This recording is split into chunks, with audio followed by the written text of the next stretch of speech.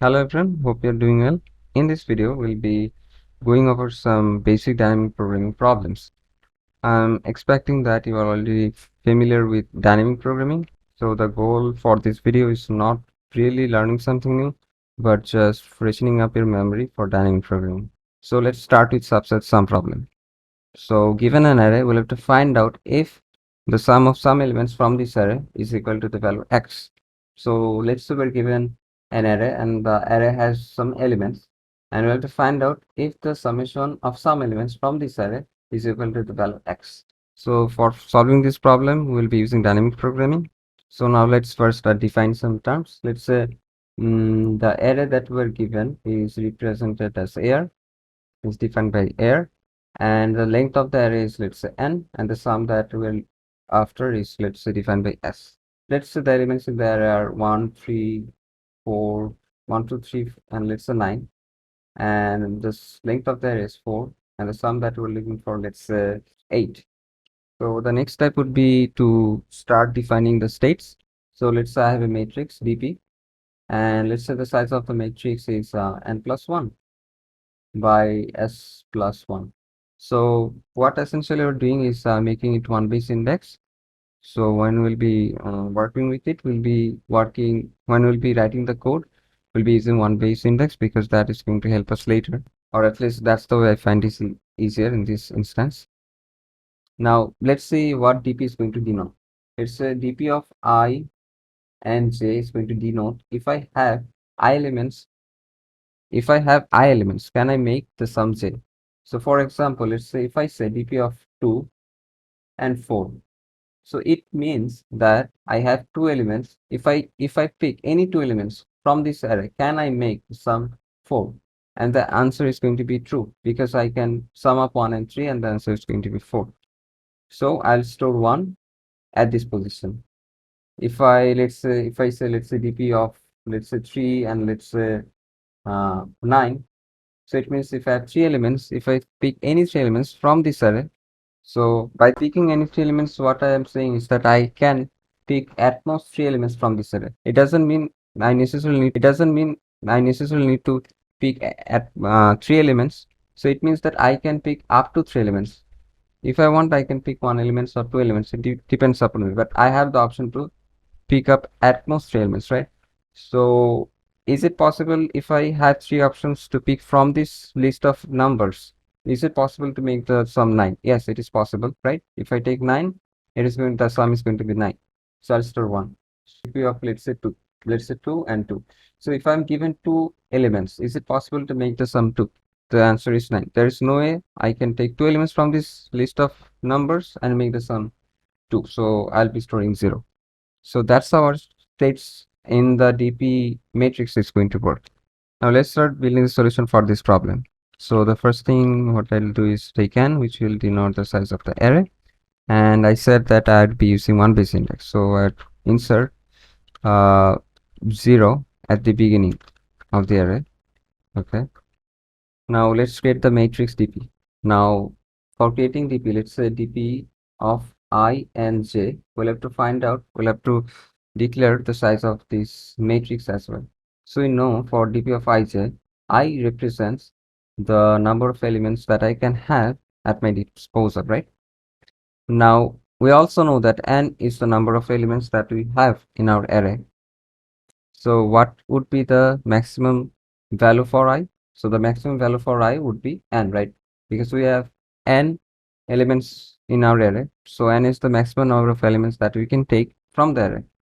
So the size so let's say the rows for dp is going to be n, and for our case it is going to be n plus 1 since we are dealing with one base index. Now let's try to find out the maximum value for j as well. Now the maximum value for j is going to be sum because that's the number we are interested in, right? So guess what I'm trying to say is that if we are asked to find whether it is possible to take some elements from the array and make the sum 10, then we're only interested in the number 10. It might be possible to take other elements from there and make the sum 19, but we're not really interested in that. So the maximum value for j can be 10, or in this case, the sum. And since we'll have to make sure that we can iterate over to the index sum. The size of the DP array is going to be sum plus 1 as well, right? Since it starts with 0. So it will be a vector of int DP and plus 1 rows and vector of int, and the rows is going to be sum plus 1, right? So I'm using a vector because I'm really comfortable using vector. You can use an array if you want. Now let's try to come up with some basic observation. So what can we say? We can say that if we have 0 elements, no matter whatever the sum is other than 0, we will never be able to make it, right? What I'm trying to say, let's say if I say dp of 0 of, let's say, 10, it is always going to be false because I have 0 elements. I can pick 0 elements. So it is not going to be possible, whatever the number that I'm looking for, except for 0. If I have only 0 elements that I can take, it is not possible to make that sum.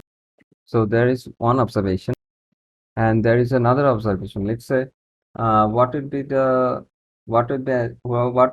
answer for, let's say, dp of 90. So what I am asking is that, is it possible to make the sum 0 if I can take up to 9 elements? It is always going to be 0. It is always going to be 1, right? Because no matter how many numbers that I can pick, if I am given the sum 0, I can always make the sum 0 because I'll not pick any elements from there.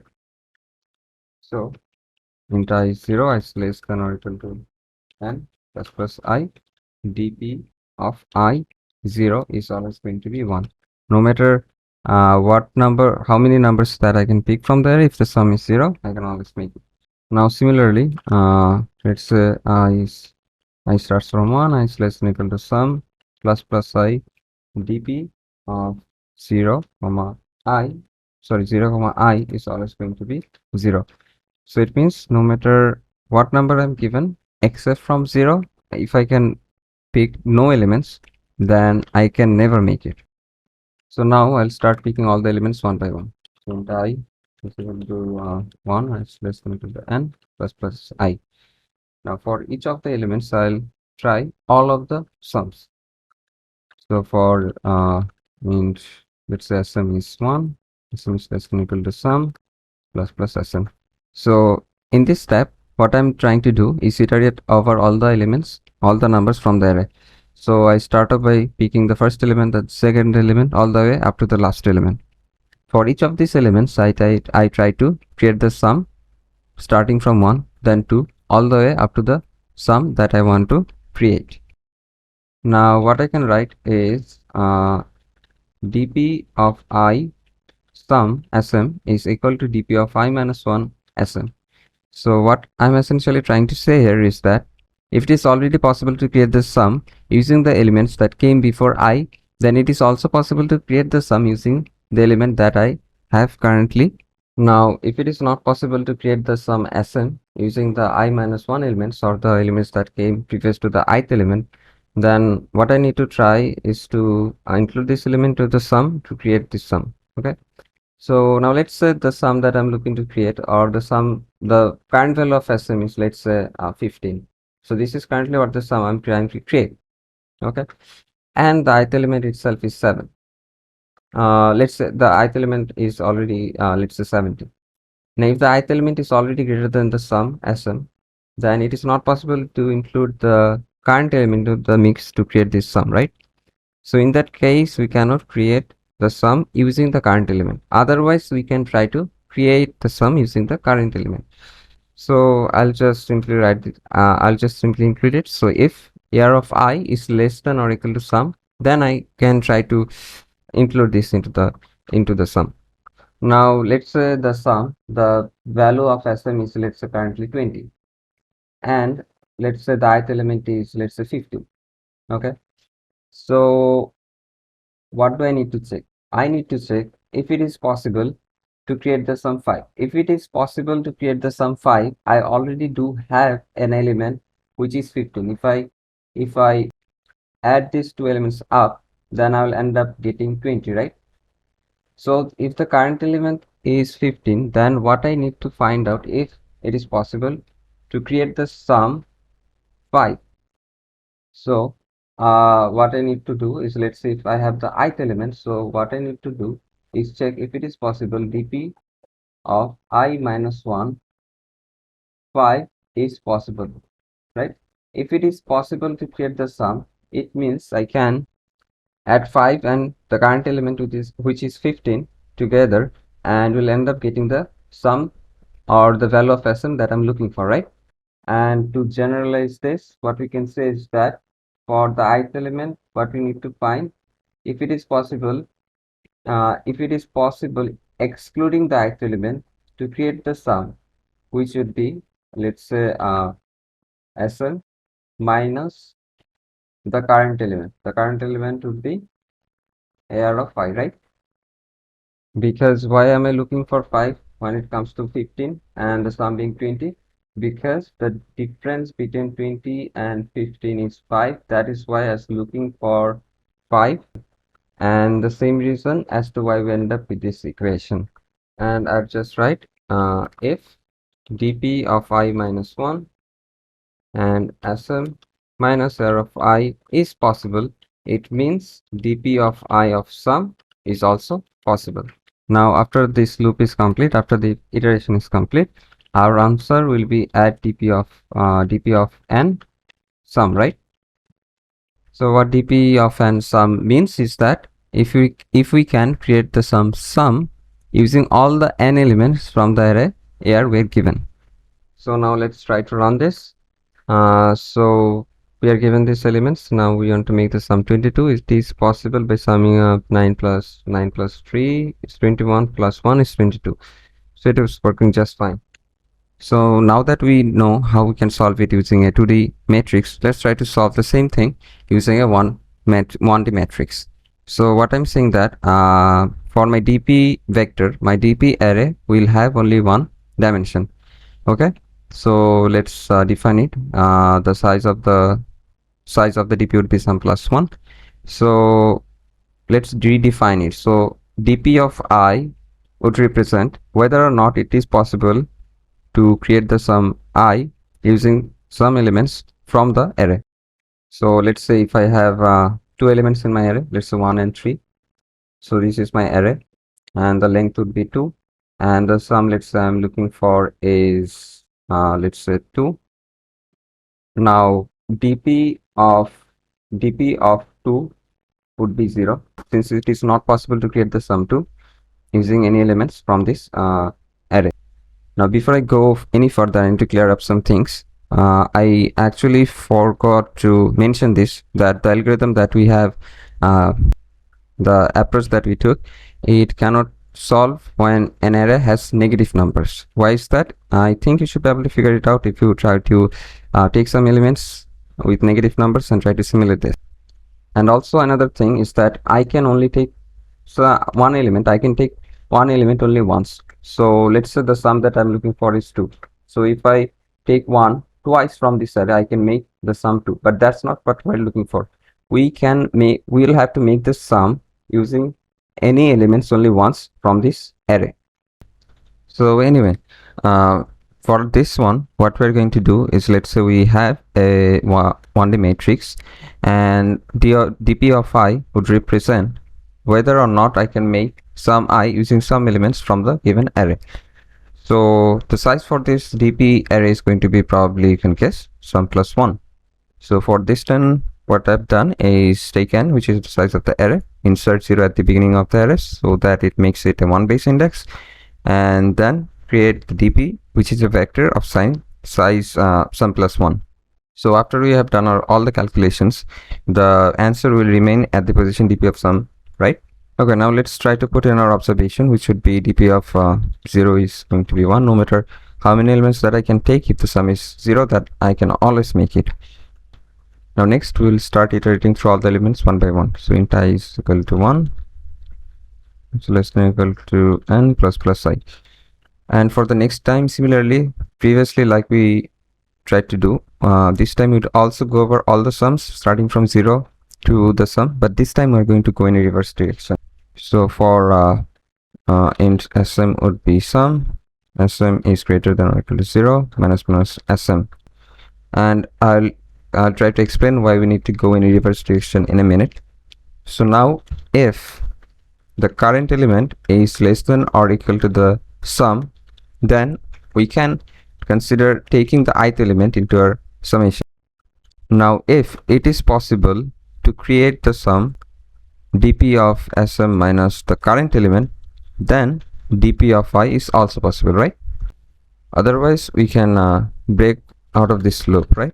Now the reason that we can break out of this loop is because let's say we have some element from the array. So for any element we are trying to figure out if it is possible to create some sum, and the sum is starting from the target run all the way to 0.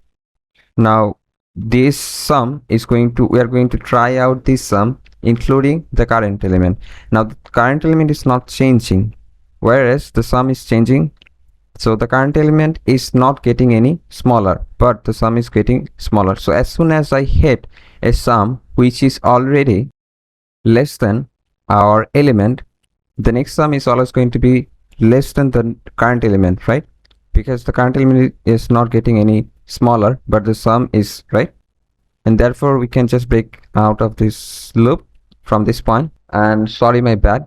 So we should be breaking from this loop as soon as we hit as soon as we hit a sum which is already less than our current element, right? So instead of breaking from here, we should be breaking from here instead. So break. So that's how we use 1D matrix to do the same thing. So let's give it a try. Let's say I have an array AR and the sum that I'm looking for is 22. So let's say out solve 2 of AR and 22, which should return 1. So if I run this, then it is 21. Now let's try to get to the point why we need to traverse the sum in a reverse order. So let's say the array that I have contains 1 and 3, and the sum that I want to make is 2. And for some reason we decided to not go in a reverse direction. So we decide to start iterating from the beginning. So the sum that we're looking to make first initially is going to be 0, then 1, all the way up to the sum. And since we are iterating from the beginning, this condition is not going to hold true. Otherwise this for loop is not going to run as long as the value of AR of I is not 0. Now let's put all the initial values of our list. So initially we know dp of 0 is always going to be 1. Then we have dp of 1, which is 0 initially. Then we have dp of 2, which is 0 as well. And that's the max that we are going to go up to, since the sum we're looking for is 2. So initially the value of I would be 0. So let's say the value of I would be 0, and the value of AR of I is, the first element is 1, so it is going to be 1.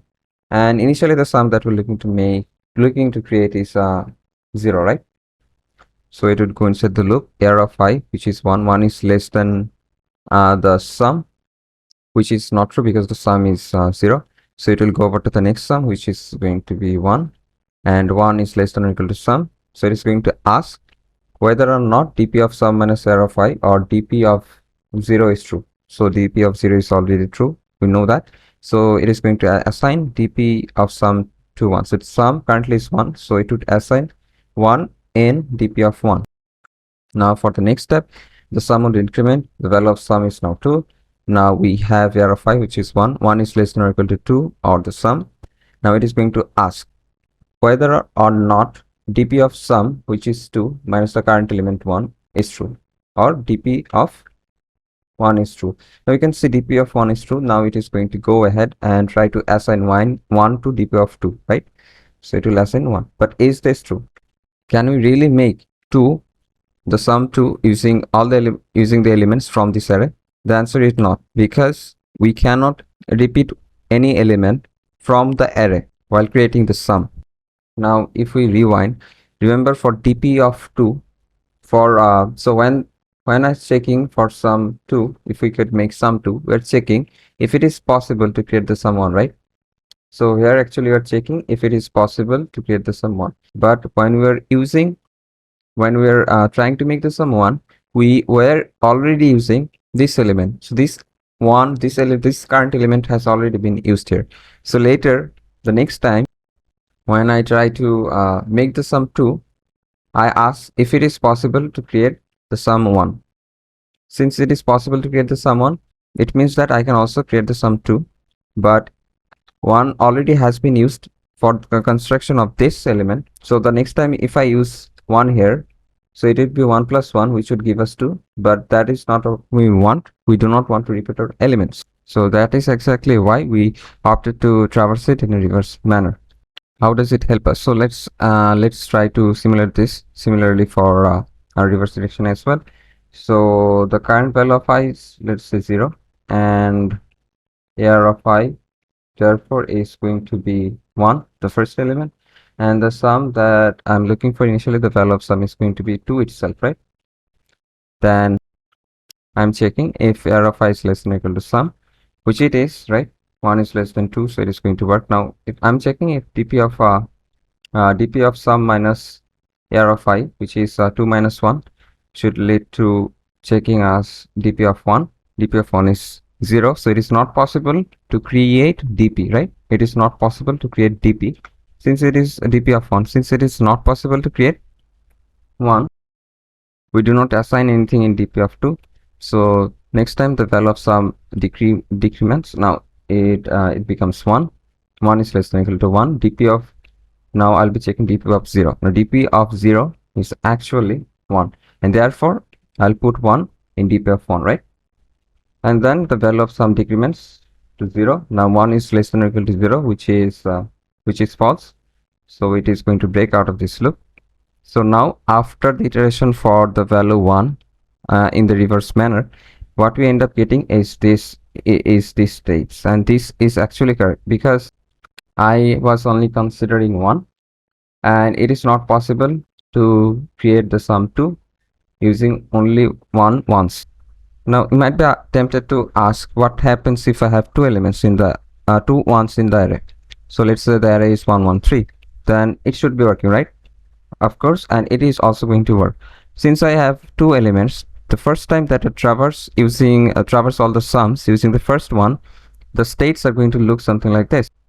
And the next time when I try to traverse using the second one, and when I would stumble upon this checking for this dp of 2, I would then check for dp of 1, which would be 1 already, and therefore making it possible to create the sum 2, right? So then I'd put 1 in dp of 2. Now this exact problem could be described in another way as well. So let's say given some coins, can I make a change 2? So I'd be given an array, and this array represents the coins that I have, or the values of the coins that I have, and instead of sum I'd be given a change, and I'll be asked to check whether or not can I make the change using the coins that I have. Now let's try to see some other problems that we can solve using the same algorithm. Let's say this time we're given an array and we're asked to make how many ways can we make the sum 4 using these elements from the array. And of course we are not allowed to use any element more than once. So if I'm given this array, so I could probably go ahead and add 1 plus 1 plus 2, which would make the sum 4. You would also do something like 1 plus 3. Let's say I have taken this one and this 3, so it would be 4. And the next time I could take this one and this 3, and it would be still 4. So how many ways can I make the sum 4 using the elements that I have inside this array? So for this one, as we can see, the answer is going to be 3.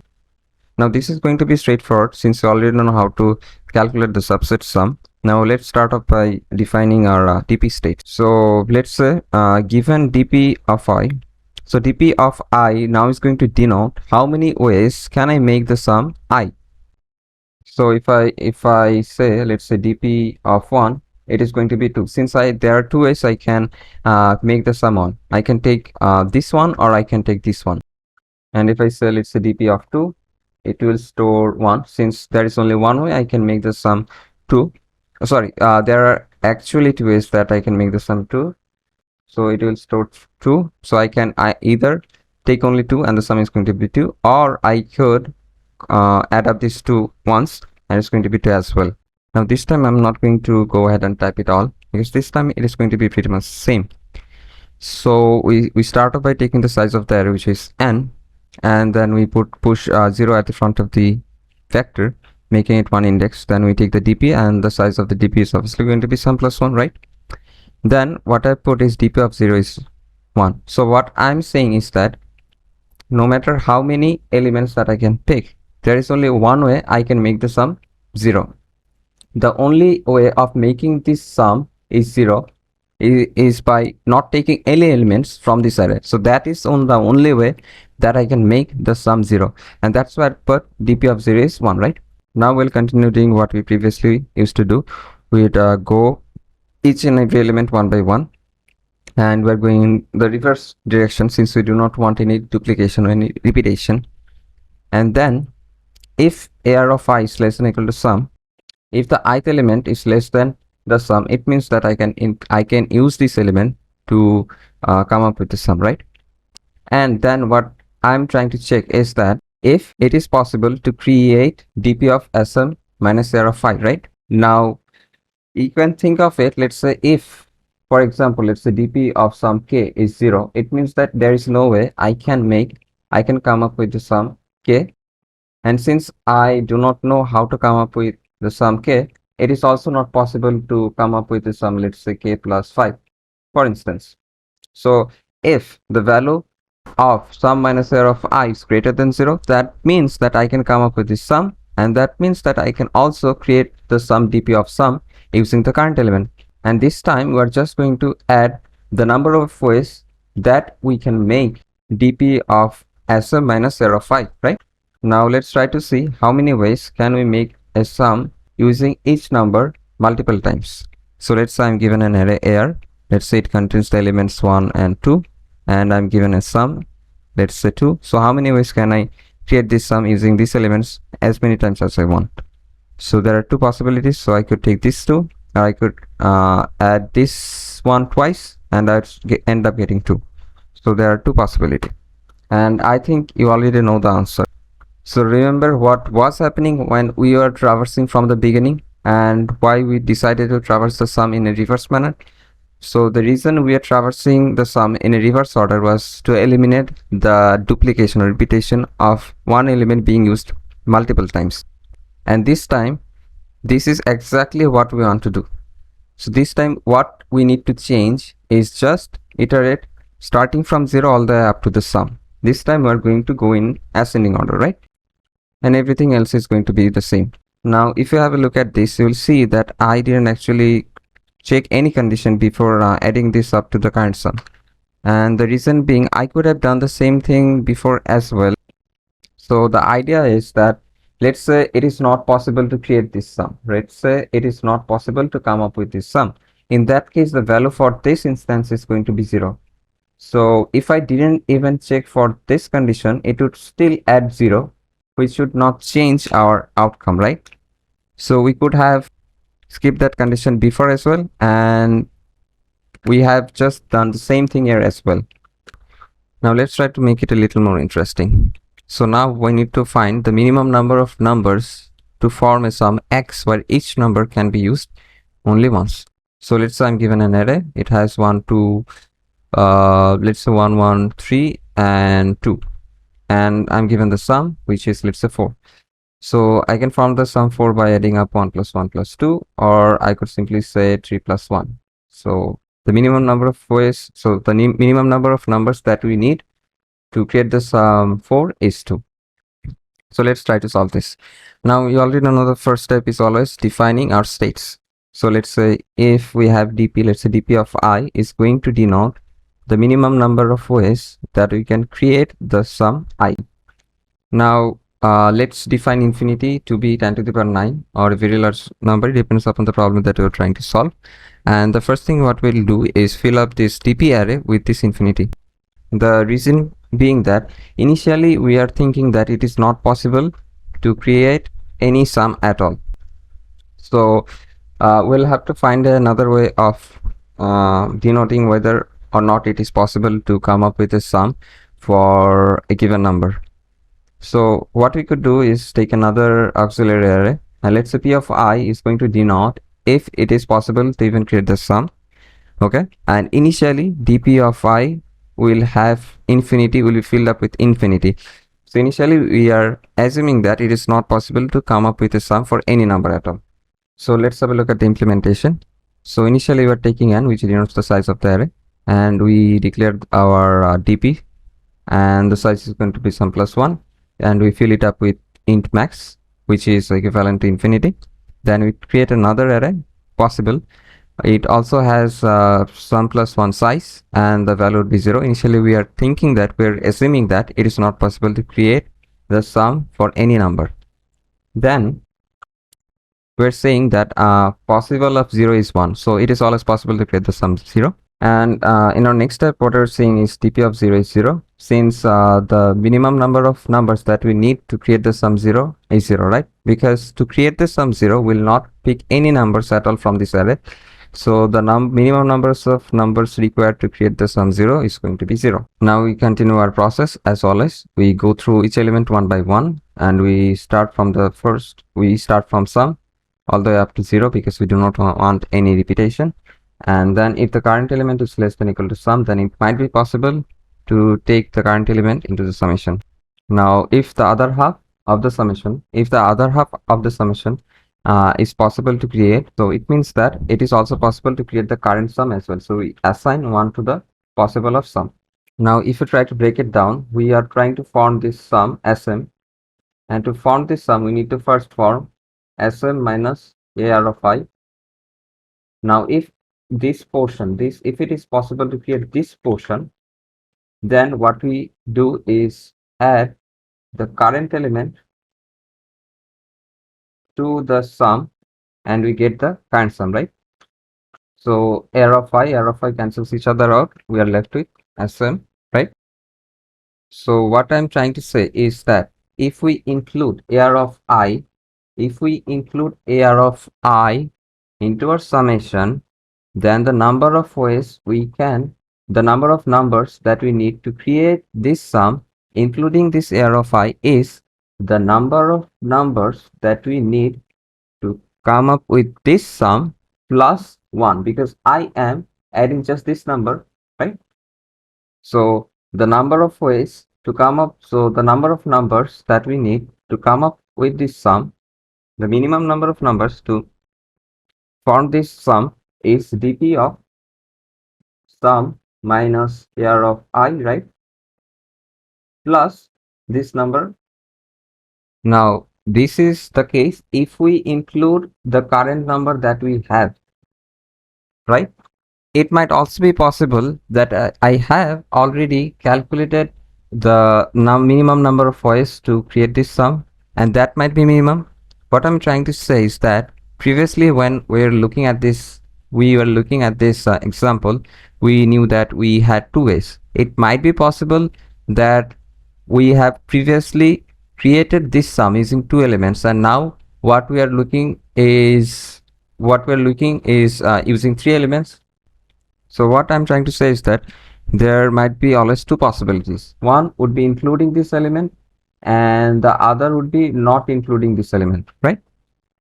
So dp of sm is going to be the minimum if we do not include this element, and if we include this element. Now if we include this element, then this is going to hold the minimum number of numbers that we need to form the counterpart of the sum, and plus 1, which is because we're adding this element. And this portion is going to denote if we do not include this element. Now dp of sm, now let's say dp of sm will have the minimum number of ways that we can create the sum if we have already come across another solution. If you have already come across another solution that this is going to hold that solution, it might be smaller, it might be bigger, we don't know, that's where we're taking the minimum. And if we didn't come across any such solution, in that case dp of sum will hold the integer the maximum integer, which is the infinity, right? And if we choose between infinity and including this number, obviously it is going to take the including this number, and that's why we chose to fill this dp array with infinity. And in the end we are going to return dp of sum, because this will hold the solution if it is possible, otherwise it is going to return infinity. Now similarly, if you want, we could also try to find the maximum number of numbers that we require to create a sum. So in that case, it is just going to be the opposite of what we have been doing here. It will be max instead, and we'll be filling the array with the minimum number with negative infinity. And now if you want, you can always use a 2D matrix if you want. So I'm just going to leave the solution here, and I'm not going to explain it. Hopefully you'll be able to figure it out all by yourself. Now, as you can see, I'm using coin change as the name of the function, and you can probably get why I'm saying that, because this subset problem can be converted in coin change. I've already covered it previously. Now, what would be the solution if you want to find out the maximum or minimum number of numbers that we need to create a sum where we can use each number more than once, as many times as we want? So the solution is going to be simple. In that case, what we need to do is probably start iterating from 0 and all the way up to sum, right? So in that case, we'll go in the ascending order. Now you can probably tell that we can devise a lot of problems from this problem alone. One example could be, can you break an array into two subsets where the sums of all the elements of both the subsets are equal? So given an array, I'll have to divide the array into two parts such that the sums of both these arrays are equal. So the answer is going to be pretty easy. You should be able to figure it out. So first we need to find out total, which represents the sum of all the elements of an array. If total divided by 2 is odd, then obviously it is not possible to divide the array into two equal partitions. Otherwise, we'll have to use the subset sum problem, and using the subset sum problem, we'll have to find out if it is possible to create total by 2. If it is possible, then the answer is always going to be yes, otherwise it is going to be no. So you can probably say that you can use this approach for solving a lot of problems.